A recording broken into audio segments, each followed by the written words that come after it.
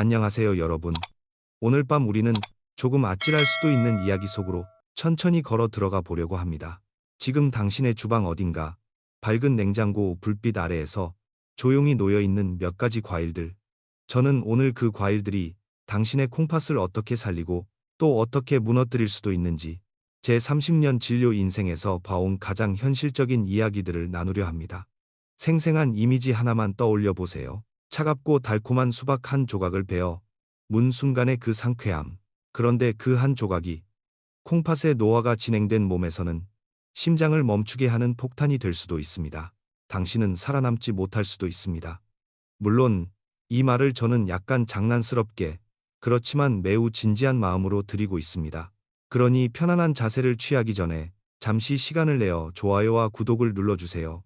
단, 제가 하는 이야기가 정말 마음에 드실 때만요. 그리고 오늘 이 영상을 어디에서 몇 시에 보고 계신지 댓글에 남겨주세요.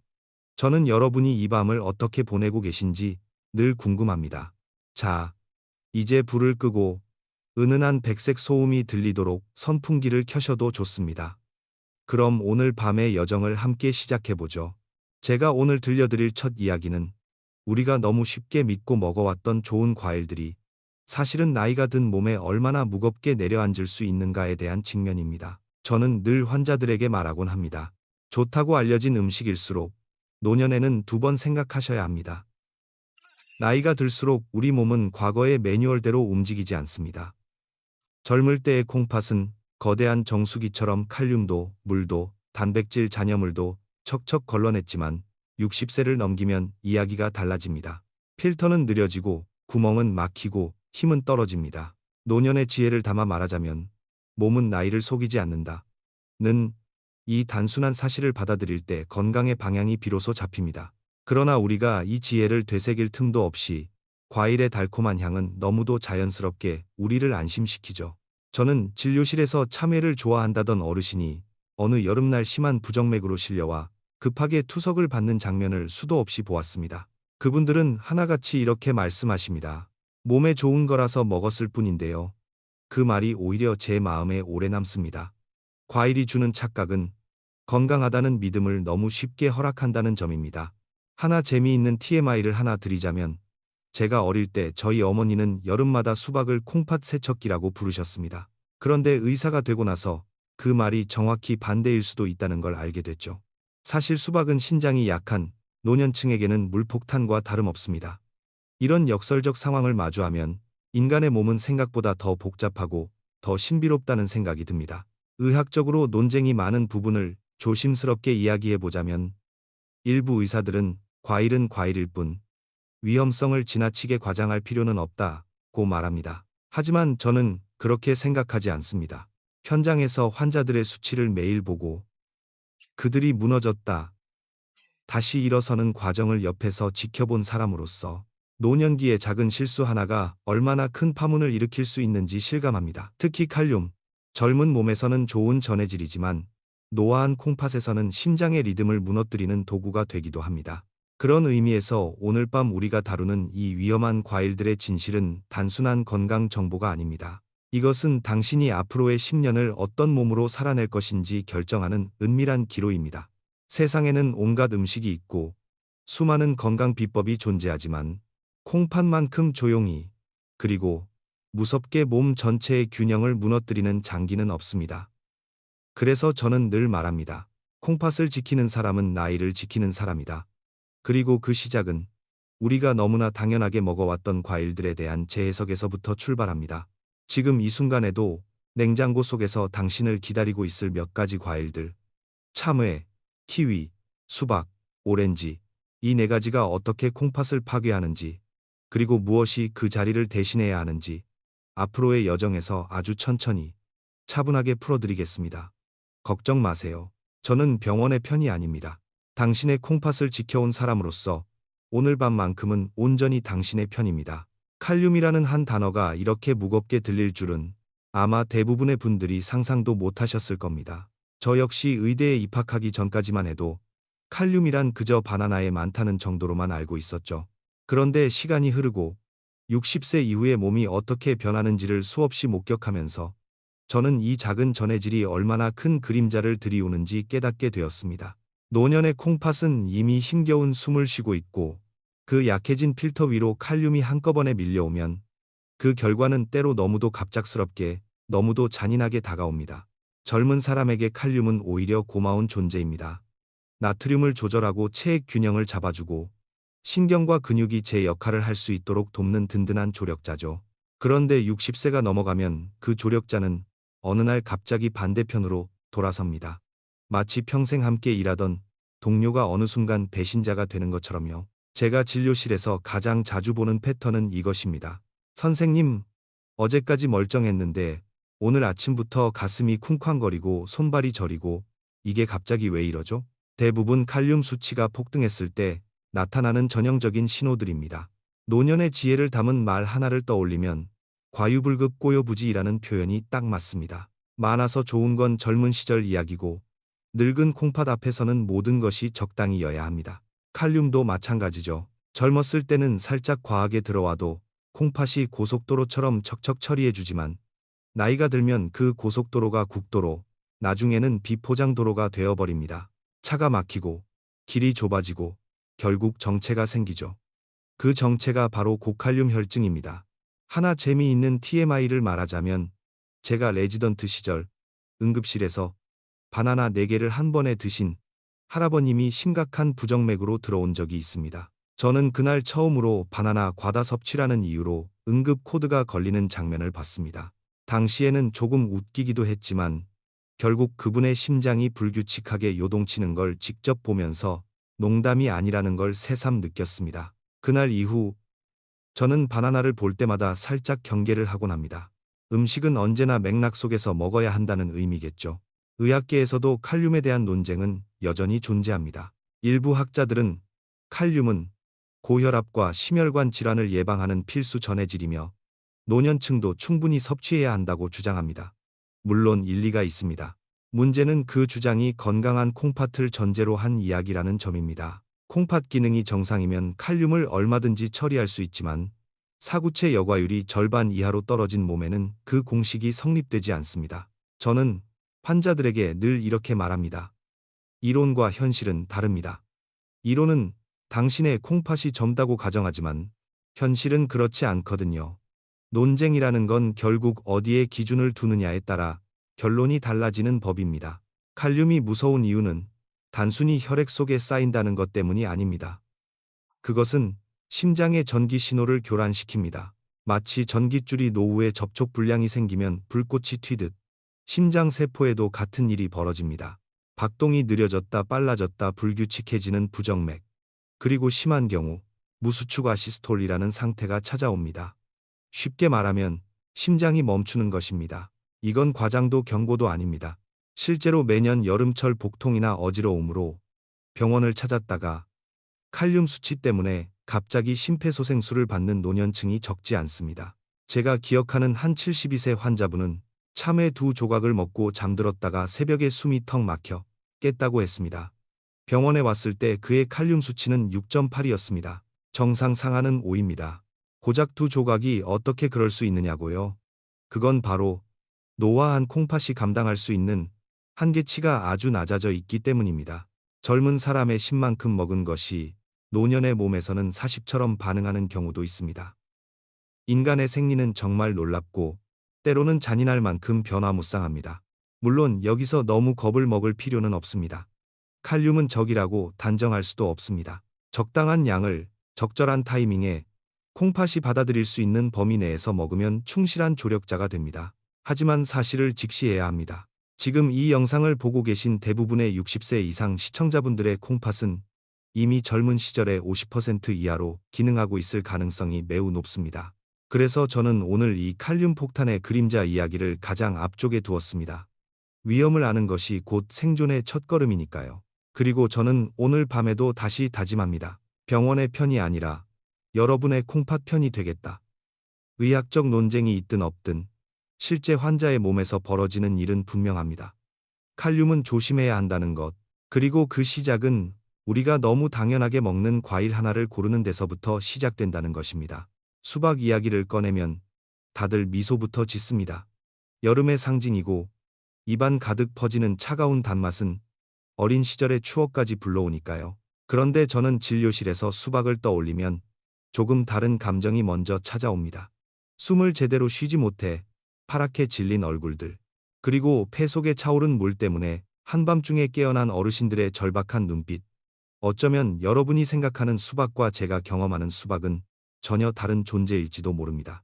노년의 콩팥은 더 이상 물을 빠르게 내보내지 못합니다. 젊은 몸에서는 상쾌한 수분 보충이 되지만 나이가 든 몸에서는 그 물이 고스란히 폐로 향하는 물의 역류 현상이 일어나죠.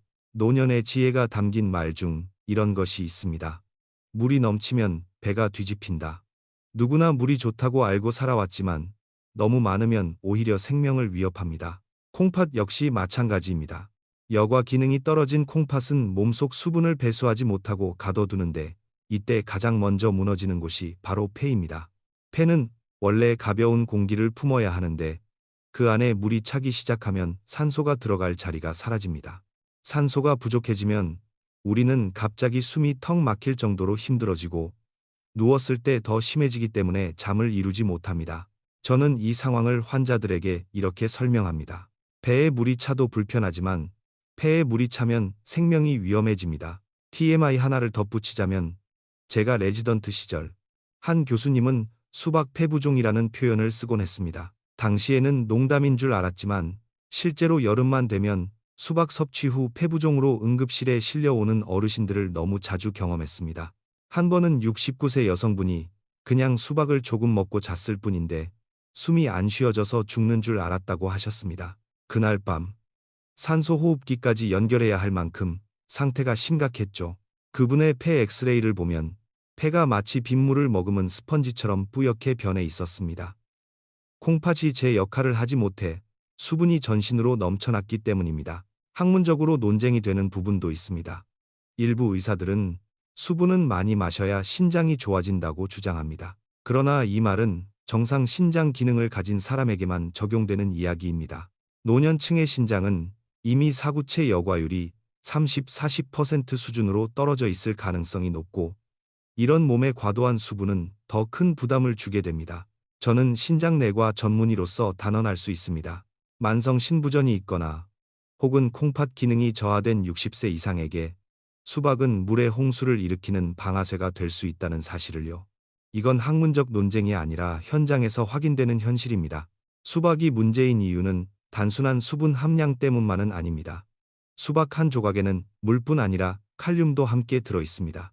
이 두 요소가 합쳐지면 콩팥에게는 이중고가 됩니다.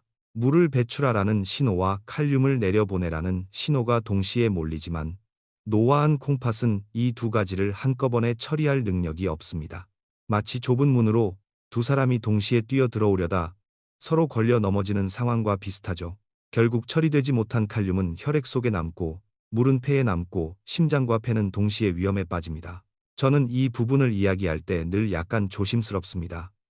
왜냐하면 수박은 평생을 함께한 여름의 즐거움이기 때문이죠. 하지만 진실을 말하지 않는 것은 의사의 역할이 아니라고 생각합니다. 실제로 여름철 응급실 통계를 보면 폐부종으로 실려오는 고령 환자의 상당수가 과일을 물처럼 먹었다는 공통된 습관을 가지고 있습니다. 특히 외출 후 더위를 식히려고 수박을 통째로 떠먹는 경우가 가장 위험합니다. 몸이 이미 탈수와 전해질 불균형 상태에 있는데 거기에 대량의 물과 칼륨이 한꺼번에 들어오면 콩팥은 즉시 과부하에 빠지기 때문입니다. 한 74세 남성 환자분의 사례가 아직도 잊히지 않습니다. 땀을 많이 흘린 날이어서 수박을 한 통 가까이 드셨고 자정쯤 갑자기 숨이 막혀 쓰러지셨습니다. 병원 도착 당시 산소 포화도는 70% 이하로 떨어져 있었고 폐는 물로 가득 차 있었습니다. 그냥 수박이었는데 라고 가족들은 연신 되뇌었지만 콩팥 기능이 떨어진 몸에는 그냥 이 아니었습니다. 그분은 다행히 회복하셨지만 다시는 수박을 먹지 않겠다고 하시더군요. 제가 오늘 이렇게 길게 말씀드리는 이유는 단 하나입니다. 수박이 나쁘다기보다 노년의 콩팥이 감당할 수 없는 방식으로 먹으면 위험하다는 사실을 꼭 기억하시길 바라기 때문입니다. 당신의 폐는 공기를 위해 만들어진 공간입니다. 물이 들어오는 순간 생명은 위태로워집니다. 콩팥이 약해진 몸에서는 그 첫 번째 원인이 수박일 수 있다는 사실을 잊지 마세요. 이제 우리는 과일이 얼마나 물처럼 보이지만 사실은 전혀 물처럼 행동하지 않는다는 것을 알게 되었습니다. 콩팥이 약해지면 물은 더 이상 단순한 수분이 아니며 때로는 생명을 위협하는 요소가 될 수 있습니다. 그리고 수박은 그 위험을 가장 쉽게 불러오는 과일입니다. 당신이 오늘 밤 이 이야기를 듣고 냉장고 문을 열어 수박을 바라본다면 아마 예전과는 조금 다르게 보게 되실 겁니다. 오렌지 이야기를 꺼내면 대부분의 사람들은 이렇게 말합니다. 비타민 C 많아서 건강에 좋잖아요. 저도 한때는 그렇게 생각했습니다.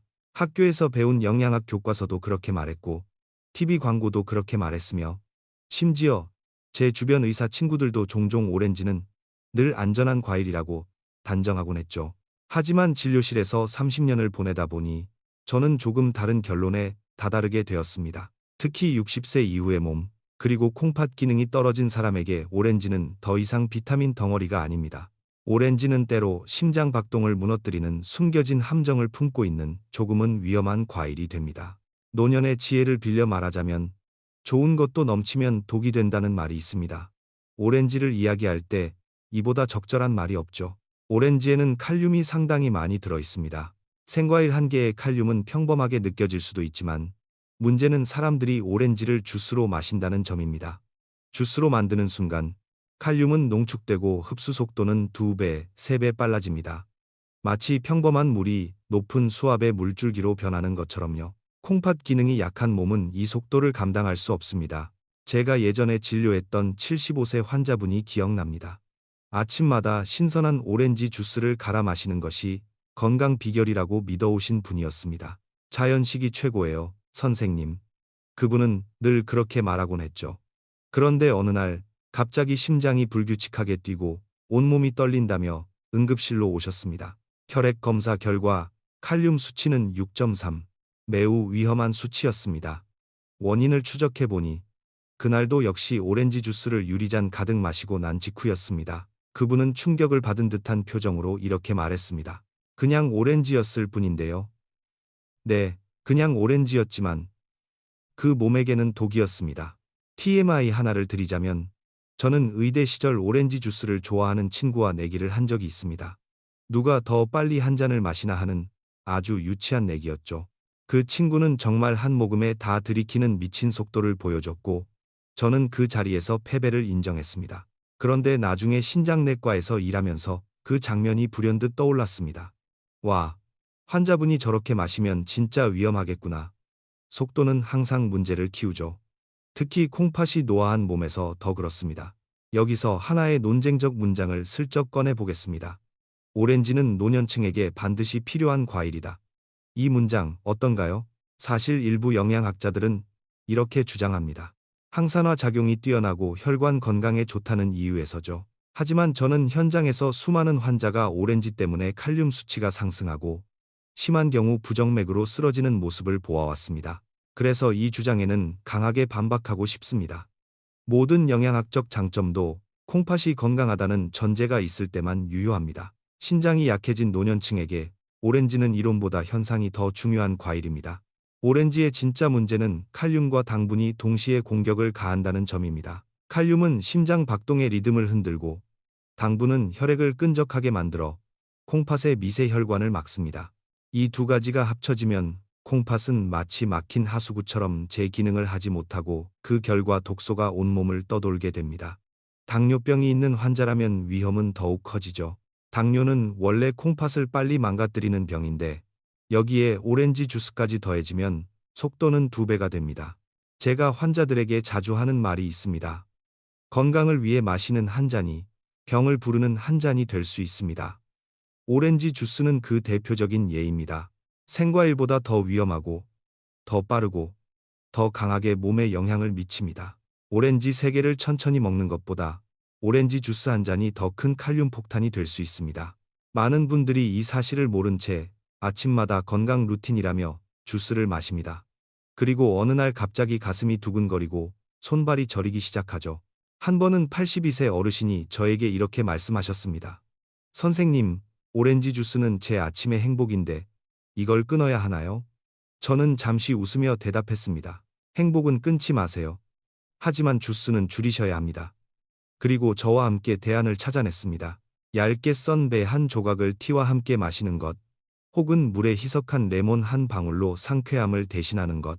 노년의 건강은 완전한 포기가 아니라 더 지혜로운 선택을 찾아가는 과정입니다.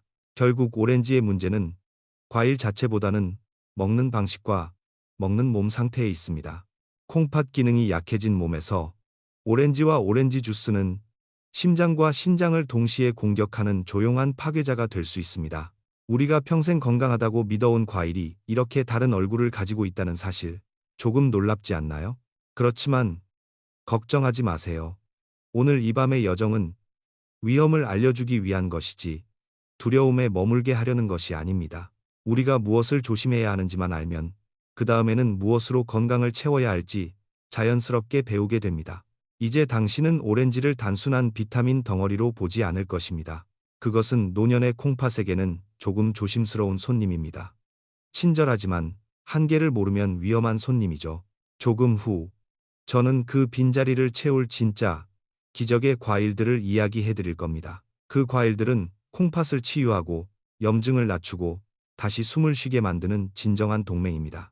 하지만 그 이야기는 잠시 뒤로 미뤄두겠습니다. 지금은 오렌지라는 과일이 가진 또 다른 얼굴을 마음속에 조용히 새겨두시면 좋겠습니다. 딸기, 파인애플, 체리, 그리고 배.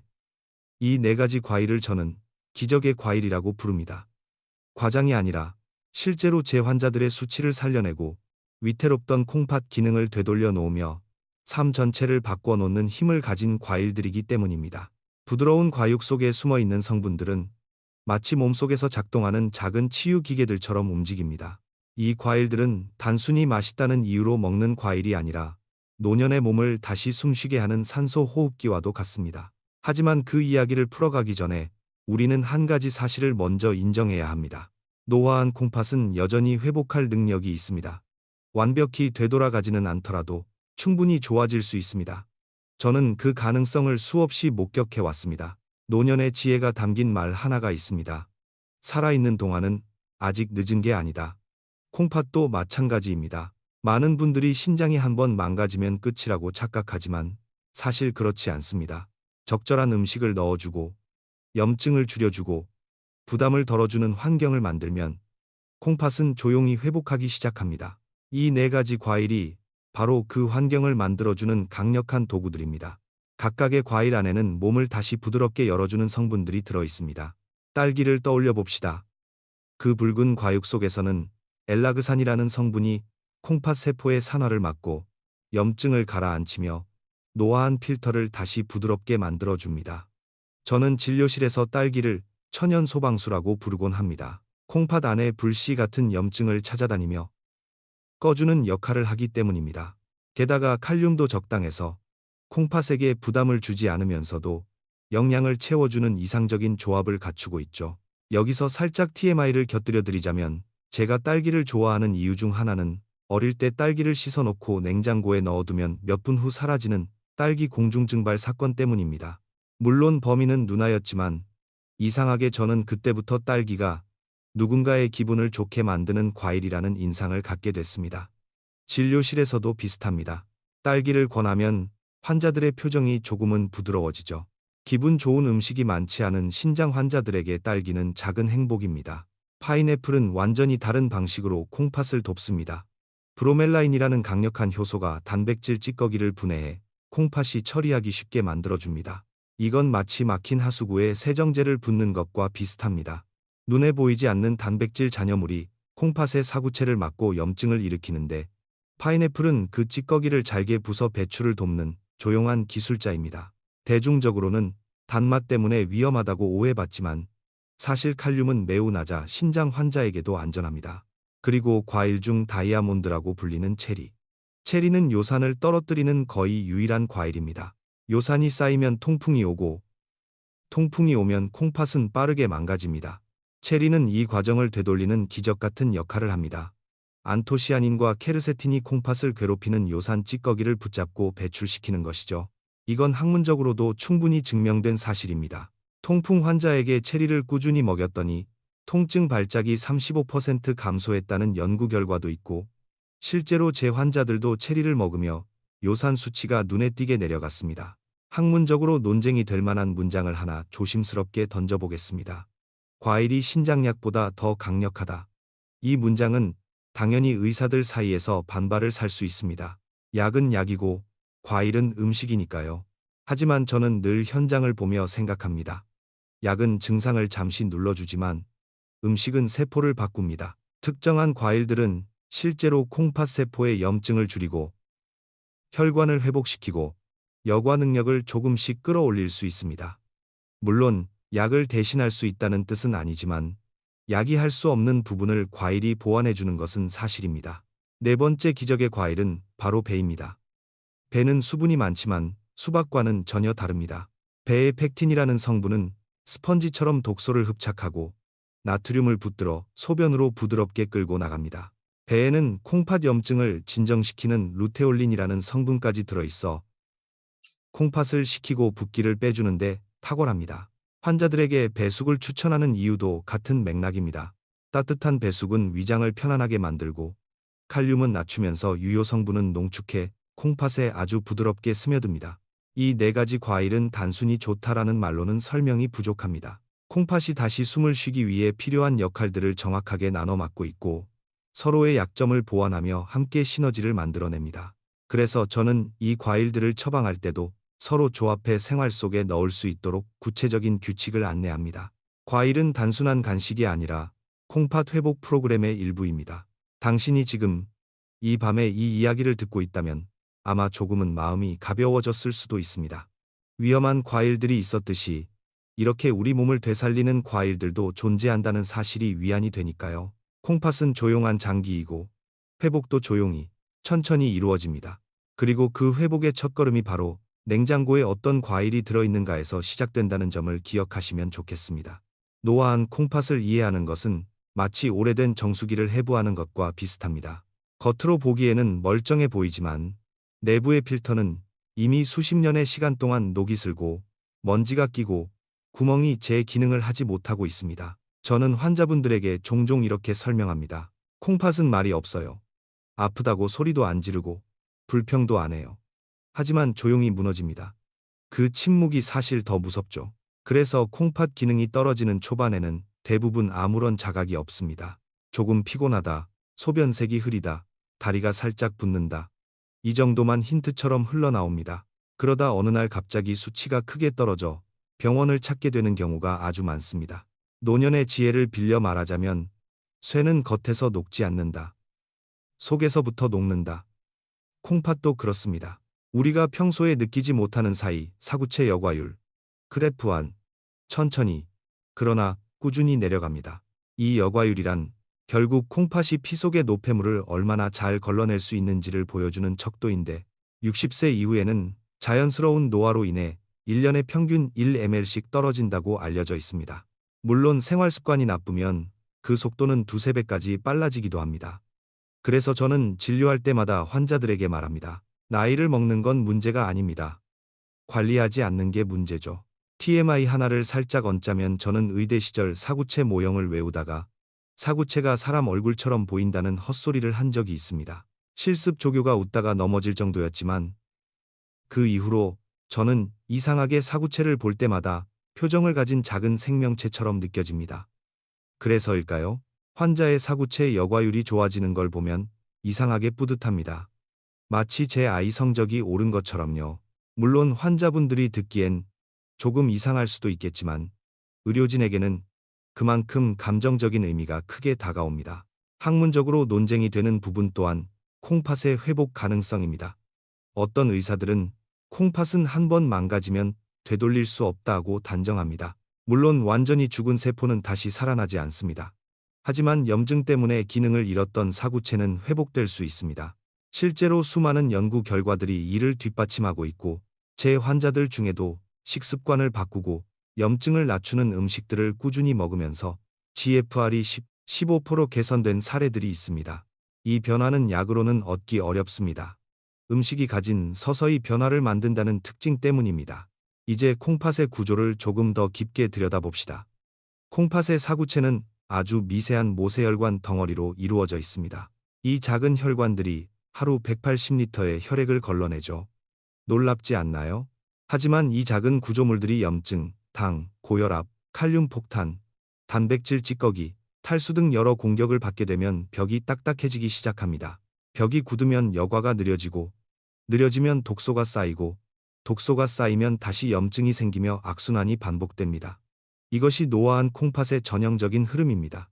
그렇다면 왜 기적의 과일들이 이 과정에 도움이 될까요? 딸기, 파인애플, 체리, 배안에는 염증을 가라앉히고 혈관벽을 부드럽게 하고 여과 기능을 회복시키는 성분들이 존재합니다. 엘라그산, 브로멜라인, 안토시아닌, 펙틴, 루테올린, 이런 성분들은 각각 다른 방식으로 콩팥을 돕습니다. 마치 팀워크가 좋은 작은 의사들처럼 서로 다른 부위를 맡아 세포를 정리하고 미세혈관을 청소하고 염증을 식힙니다. 저는 콩팥을 설명할 때 종종 한 가지 비유를 사용합니다. 콩팥은 수십 년 동안 쌓인 먼지로 가득한 오래된 도서관 같다. 그 도서관을 복원하려면 당연히 시간이 걸립니다. 한 번 쓸고 닦는다고 해결되지 않습니다. 하지만 꾸준히 관리하면 도서관은 다시 숨을 쉽니다. 허물어지던 공간이 살아나는 거죠. 콩팥도 똑같습니다. 과일은 그 복원의 과정에서 아주 부드럽지만 강력한 청소부 역할을 합니다. 이쯤에서 솔직히 말씀드리고 싶은 게 있습니다. 환자분들 중 일부는 늘 이렇게 말합니다. 선생님, 약을 먹으면 되는 거 아닌가요? 물론 약은 중요합니다. 하지만 약만으로는 부족합니다. 약은 증상을 잡아줄 뿐, 콩팥의 구조를 회복시키지는 못합니다. 회복은 음식이 담당합니다. 그래서 저는 오늘도 환자들에게 반복해서 말합니다. 먹는 것이 콩팥을 망치고, 먹는 것이 콩팥을 살립니다. 그리고 저는 진심으로 믿고 있습니다. 당신의 콩팥도 아직 늦지 않았다는 것을. 노년의 콩팥은 느리고 조용하지만 올바른 음식을 만나면 다시 일어설 힘이 있습니다. 그 힘은 아주 작은 습관에서 시작됩니다. 냉장고를 열었을 때 어떤 과일이 들어있는가, 식탁 위에 어떤 간식이 놓이는가, 하루 한 조각의 딸기, 한 숟가락의 배숙이 콩팥을 되살리는 첫 신호가 될 수도 있습니다. 오늘 밤 이 이야기를 들으며 마음속 어딘가에서 희미하게라도 나도 다시 회복할 수 있겠구나 하는 생각이 떠올랐다면 그것만으로도 이미 변화는 시작된 겁니다. 콩팥의 회복은 행동보다 먼저 마음에서 시작되니까요. 과일을 어떻게 먹느냐는 무엇을 먹느냐만큼이나 중요합니다. 어떤 분들은 이렇게 말하죠. 좋은 과일이면 많이 먹을수록 좋지 않나요? 하지만 제가 30년 동안 진료실에서 본 바로는 좋은 과일도 잘못 먹으면 오히려 독이 됩니다. 특히 콩팥이 약해진 노년층에게는 섭취 방식이 치료의 절반을 좌우합니다. 저는 환자분들에게 늘 말합니다. 시간, 양, 방식. 이 세 가지를 지키면 과일은 약이 되고 어기면 독이 됩니다. 먼저 노년의 지혜를 하나 떠올려 보죠. 일의 시기가 맞아야 결실이 있다. 먹는 것도 마찬가지입니다. 특히 콩팥은 일정한 리듬으로 움직이고 그 리듬이 깨지면 부담이 크게 증가합니다. 그래서 저는 60세 이후에는 아침 식사 후 1시간이 과일 섭취의 골든 타임이라고 설명합니다. 이때는 혈당도 안정적이고 위산 분비도 적당하여 과일 속 산성분이 위를 자극하지 않고 영양소도 무리 없이 흡수됩니다. 반대로 공복에 과일을 먹는 것은 가장 위험한 선택입니다. 빈속에 들어간 과일은 산도가 세게 작용하고 혈당을 급격하게 올려 콩팥의 혈관을 자극합니다. 많은 분들이 아침 공복에 과일을 먹는 것이 건강 루틴이라고 착각하지만 노년층에게는 그 루틴이 오히려 병을 만든다는 사실을 모르고 있습니다. 여기서 TMI 하나를 살짝 고백하자면 저는 예전에 출근길에 사과를 공복에 자주 먹었습니다. 의사도 사람인지라 건강한 척하고 싶을 때가 있잖아요. 그런데 어느 날 복통이 갑자기 찾아와 응급실을 갈 뻔했습니다. 당시 담당 선생님이 저에게 한 말이 잊히지 않습니다. 사과도 때를 맞춰 먹어야 해요. 위도 일정한 삶의 리듬이 있으니까요. 그 말을 듣고 한참을 웃었지만 그 뒤로 저는 공복 과일을 완전히 끊었습니다. 의사도 배워야 할 게 많더군요. 그리고 학문적으로 논쟁이 되는 부분도 있습니다. 일부 의료진은 노년층도 과일은 자유롭게 먹어도 된다고 말합니다. 하지만 저는 그 의견에 동의하기 어렵습니다. 과일은 분명 좋은 음식이지만 노화한 콩팥은 젊은 몸을 기준으로 설계된 교과서적 권고를 그대로 적용할 수 없습니다. 실제로 공복 과일 섭취 후 혈당이 급격히 상승하고 그 반동으로 혈관이 손상되는 사례가 흔합니다. 콩팥 혈관은 아주 미세하기 때문에 작은 자극에도 민감하게 반응하고 그 결과 염증이 증가하거나 여과율이 더 떨어지기도 합니다. 그래서 저는 좋다고 알려진 통염을 의심하는 게 더 건강한 태도라고 생각합니다. 섭취량 역시 절대 가벼이 넘길 문제가 아닙니다. 아무리 좋은 딸기라도 하루 200지 이상 먹으면 부담이 됩니다. 저는 보통 환자들에게 종이컵 한 컵 분량을 기준으로 설명합니다. 딸기 7알, 체리 10알, 파인애플 2조각, 배 반 개. 이 정도가 콩팥이 부담 없이 받아들일 수 있는 양입니다. 많은 분들이 한 번에 몰아먹는 습관을 가지고 있는데 이것은 콩팥에게 갑작스러운 업무 폭주를 주는 셈입니다. 그래서 반드시 2번으로 나누어 섭취하는 것이 중요합니다. 아침 식후, 그리고 점심 식후. 이렇게만 조절해도 콩팥은 놀랄 정도로 편안해집니다. 또 하나 중요한 것은 씹는 횟수입니다. 어쩌면 사소해 보일 수도 있지만 과일을 적게 씹으면 위장이 그 부담을 떠안게 되고 결국 그 여파가 콩팥으로 이어집니다. 소화에 필요한 에너지가 많아지면 그만큼 콩팥으로 가야 할 혈류량이 줄어듭니다. 저는 환자들에게 최소 30번 이상 꼭꼭 씹으세요라고 말합니다.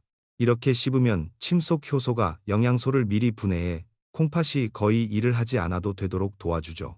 여기서 조금 웃긴 TMI를 또 하나 이야기하자면 저는 체리를 먹을 때 본능적으로 너무 빨리 씹는 습관이 있습니다. 그래서 어느 날 제 조카가 저한테 이렇게 말하더군요. 삼촌, 체리가 무서워요? 왜 빨리 먹어요? 그 말을 듣고 저도 모르게 웃음이 터졌습니다. 사실 아이의 말이 맞습니다. 빠른 식사는 언제나 불안을 드러냅니다. 그리고 불안한 식사는 콩팥에게도 불안한 자극이 됩니다. 천천히 꼭꼭 씹는 것이 결국 몸을 편안하게 만들어줍니다. 이제 음식 궁합 이야기를 해봅시다. 많은 분들이 과일을 우유나 요거트에 섞어 먹는 걸 좋아합니다. 건강식처럼 보이죠. 하지만 콩팥이 약한 분들에게는 최악의 조합입니다. 과일 속 산성과 우유 속 단백질이 만나 응고 현상이 일어나며 소화장애와 장기적인 결석 형성의 원인이 됩니다. 콩팥 환자에게는 정말 위험하죠. 그래서 과일은 반드시 단독 섭취가 원칙입니다. 물과 함께 먹는 것은 괜찮지만 우유, 요거트, 단백질 음료와 함께 먹는 것은 피해야 합니다. 마지막으로 아주 중요한 것, 바로 약물 복용 시간과의 간격입니다. 혈압약, 당뇨약, 고지혈증 약은 간의 대사 효소와 콩팥 배출 기능을 바탕으로 작용합니다. 그런데 과일 속 특정 성분이 이 약물의 농도를 바꾸거나 흡수 속도를 왜곡하는 경우가 있습니다. 그래서 과일은 약을 먹은 뒤 최소 2시간 이후에 드셔야 합니다. 이 2시간의 간격은 노년층의 안전을 지키는 생명선과도 같습니다. 이 모든 이야기를 정리해서 하나의 문장으로 표현하자면 이렇습니다.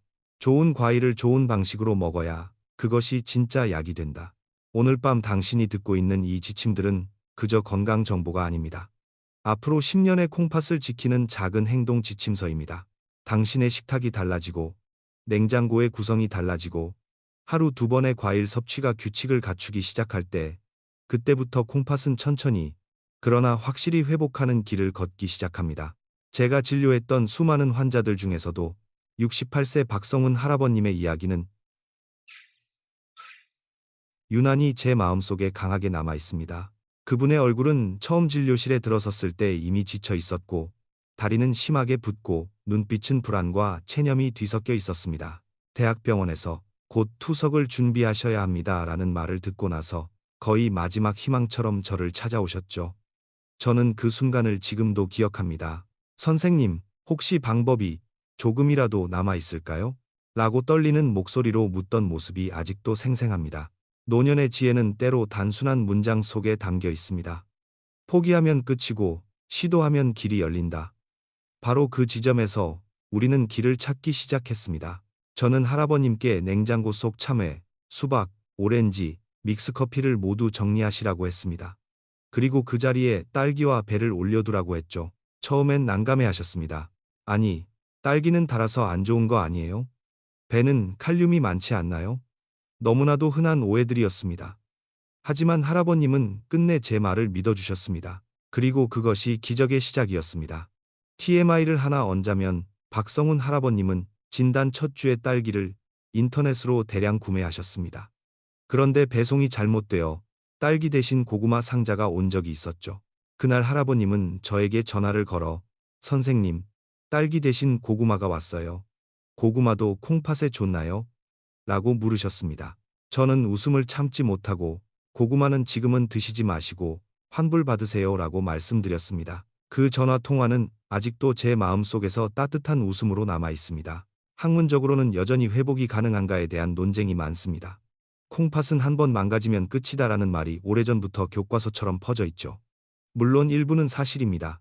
완전히 죽은 사구체는 되살아나지 않습니다. 하지만 염증 때문에 기능이 떨어진 사구체는 회복될 수 있습니다. 이 부분은 많은 연구에서 이미 증명되었고, 저는 현장에서 그 변화를 수없이 보아왔습니다. 박성훈 할아버님의 경우도 딱 그랬습니다. 그의 콩팥은 죽은 것이 아니라 지쳐 있는 상태였습니다. 지친 콩팥은 휴식, 영양, 그리고 일정한 리듬을 회복해주면 다시 일어설 수 있습니다. 식단을 바꾼 지 정확히 3개월. 저는 지금도 그날을 기억합니다. 정기검사 결과를 보고 저는 눈을 의심했습니다. 크레아티닌 3.51.2. 이 수치는 단순한 숫자가 아니었습니다.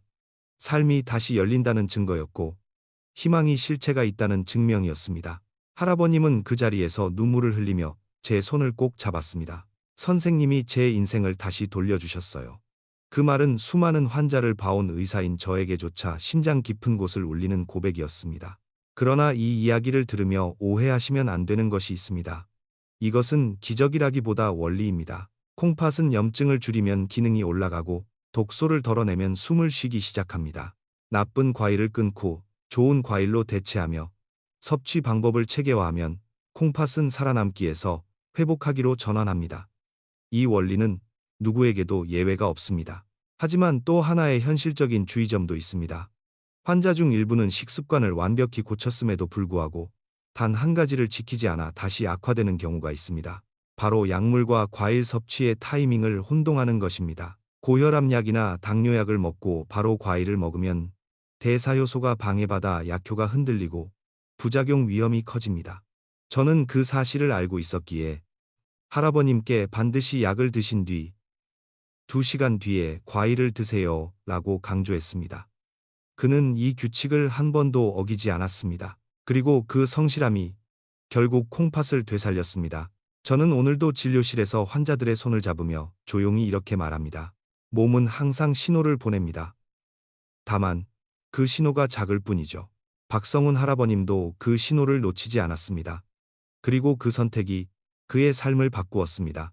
과일은 단순한 음식이 아닙니다. 때로는 약보다 강력한 치료제이자 수술보다 더 부드러운 회복 장치입니다. 그리고 무엇보다 우리가 매일 선택할 수 있는 가장 손쉬운 치료법입니다. 박성훈 할아버님의 이야기는 바로 그 사실을 증명하는 살아있는 기록입니다. 당신도 할 수 있습니다. 당신의 콩팥도 아직 늦지 않았습니다. 이제 우리는 기적이 어떻게 일어나는지를 확인했습니다.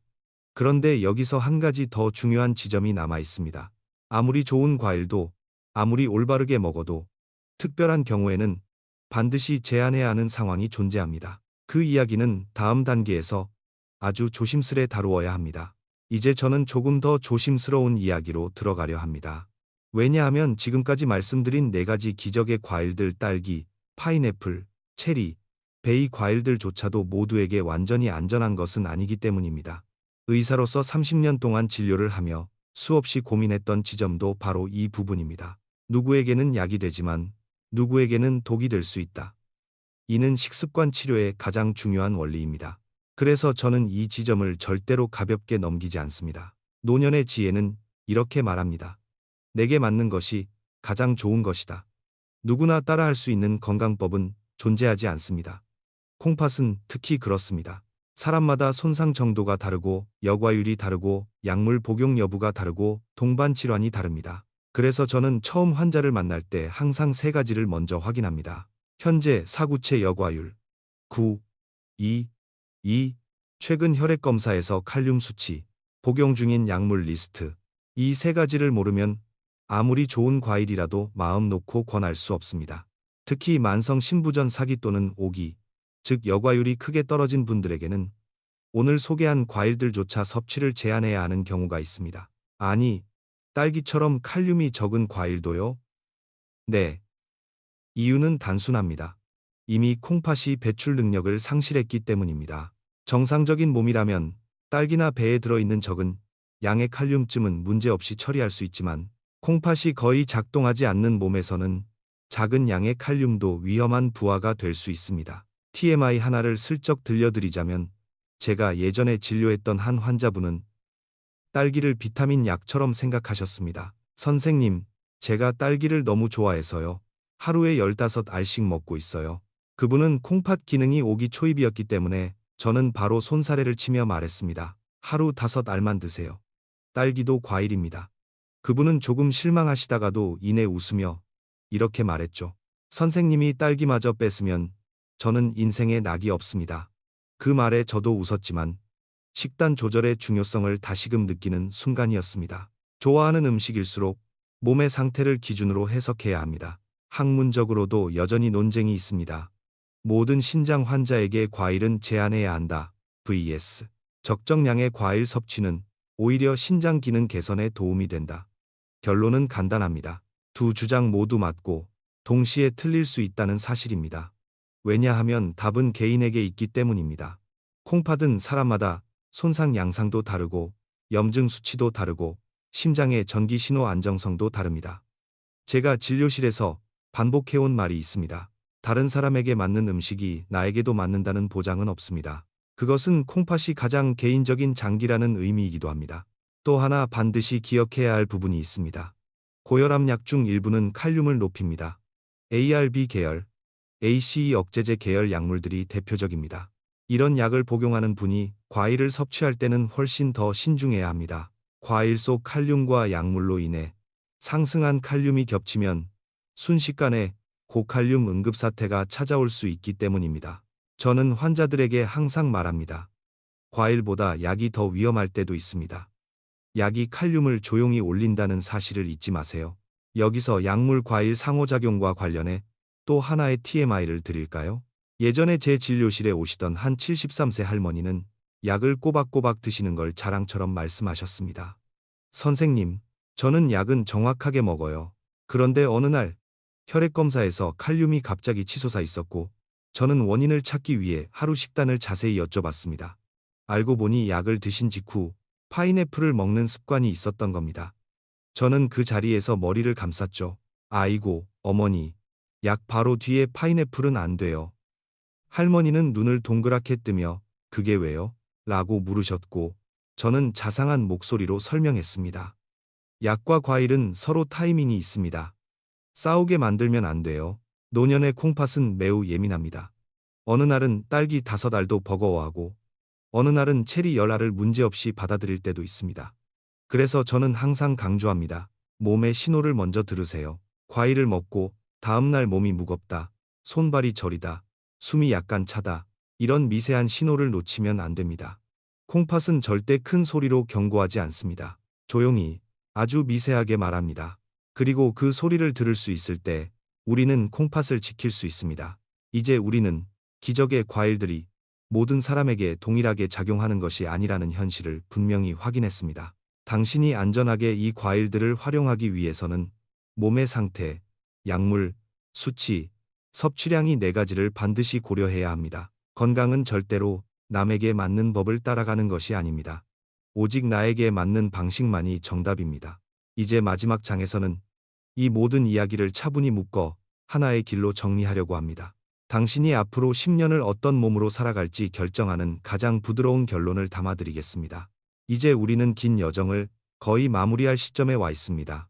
위험한 과일들의 이면을 들여다보았고 콩팥을 다시 숨쉬게 하는 기적의 과일들을 살펴보았으며 회복의 순간들, 그리고 예외와 주의사항까지 모두 짚어보았습니다. 그렇다면 이제 남은 질문은 단 하나입니다. 앞으로 나는 어떤 선택을 해야 하는가? 저는 이 질문이야말로 모든 건강 이야기의 핵심이라고 생각합니다. 음식은 지식으로만 바뀌지 않습니다. 행동으로 바뀔 때 비로소 건강의 길이 열립니다. 노년의 지혜는 이렇게 말합니다. 큰 변화는 작은 선택에서 시작된다. 당신의 콩팥도 마찬가지입니다. 거창한 운동이나 고가의 건강식품이 필요하지 않습니다. 냉장고 속에서 4개의 과일을 빼고 다른 4개의 과일을 채우는 아주 단순한 행동이 콩팥의 미래를 바꿀 수 있습니다. 저는 그 사실을 수없이 확인해왔고 지금도 믿습니다. 많은 분들은 건강을 잃어버린 뒤에야 비로소 깨닫습니다. 아, 이런 작은 습관들이 이렇게 중요했구나. 하지만 당신은 지금 이 이야기를 듣고 있습니다. 그리고 그 순간부터 이미 선택의 폭은 달라집니다. 당신이 앞으로 10년 뒤 병원 침대에 누워 있을지, 아니면 공원 벤치에 앉아 커피 한 잔을 즐기고 있을지는 오늘의 작은 결정에서 시작됩니다. 한 가지 TMI를 말씀드리자면, 저는 집에서 아주 작은 화분 하나를 키우고 있습니다. 물을 많이 주면 뿌리가 썩고, 적게 주면 잎이 마르고, 햇빛이 너무 강하면 금방 타버립니다. 늘 적당함을 유지해야 하죠. 그리고 어느 날 문득 깨달았습니다. 아, 콩팥도 이 화분과 똑같구나. 너무 많이 주면 망가지고, 너무 적게 주면 말라버립니다.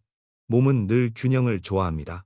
그리고 과일과 물과 약물의 리듬 또한 그 균형 속에 존재합니다. 학문적으로 논쟁이 되는 문장을 마지막으로 하나 더 던져볼까요? 콩팥 건강은 병원에서 지켜주는 것이 아니라 집에서 만들어지는 것이다. 이 문장에는 일부 의사들이 반박할 수도 있습니다. 하지만 저는 진료실에서 환자들의 삶이 바뀌는 과정을 보며 확신하게 되었습니다. 병원은 치료를 제공하지만 회복은 일상에서 일어납니다. 병원에서 10분 진료보다 집에서 하루 3끼 중 한 끼를 어떻게 구성하느냐가 훨씬 더 강력한 영향을 미칩니다. 자, 이제 오늘 밤 당신은 기적의 과일들을 알고 있고, 피해야 할 과일들의 위험도 알고 있으며, 섭취의 리듬과 주의사항도 손에 넣었습니다. 이제 남은 건 단 하나 실천입니다. 냉장고의 풍경을 바꾸세요. 참외와 수박이 있던 자리에 딸기와 배를 두세요. 주스를 버리고 생과일의 숨결을 선택하세요. 그리고 몸이 보내는 작은 신호들을 귀 기울여 들으세요. 그 작은 선택들이 당신의 미래를 바꿉니다. 이제 잠시 호흡을 늦추고 조용한 마음으로 오늘 이야기를 정리해 볼까요? 당신이 지금 머무르는 공간이 어디든 지금 이 순간만큼은 모든 소음을 내려놓고 마치 따뜻한 담요를 어깨에 감싸듯 이 이야기를 가만히 품어보셨으면 합니다. 당신의 콩팥은 하루 종일 묵묵히 당신을 위해 일해왔습니다. 그리고 오늘 밤 당신이 들은 이 작은 지식들은 그 콩팥을 다시 부드럽게 감싸주는 손길과도 같습니다. 눈을 가만히 감아보세요. 매끈한 배 한 조각, 새하얀 빛이 비치는 딸기 한 알, 짙은 루비색의 체리, 그리고 노란 파인애플 조각들이 천천히 당신의 식탁 위에 놓이는 모습을 떠올려 보세요. 그것들은 단순한 과일이 아닙니다. 콩팥 세포를 다시 깨우고, 염증을 잠재우고, 당신의 내일을 조금 더 가볍게 만들어줄 작은 도구들입니다. 그리고 혹시 마음 한쪽에 걱정이 조금 남아있다면 그것도 괜찮습니다. 걱정은 변화의 첫 신호니까요. 중요한 것은 당신이 이미 알고 있다는 사실입니다. 알고 있는 사람은 언제든 선택할 수 있습니다. 선택하는 사람은 언제든 변화할 수 있습니다. 오늘 밤 당신의 몸은 다시 조금 더 편안해지기를, 숨결은 조금 더 부드러워지기를, 마음은 조금 더 가벼워지기를 진심으로 바랍니다. 이제 천천히 불을 낮추고 조용한 어둠 속에서 몸을 풀어주세요. 당신의 콩팥은 아직 늦지 않았고 당신의 삶 역시 그렇습니다.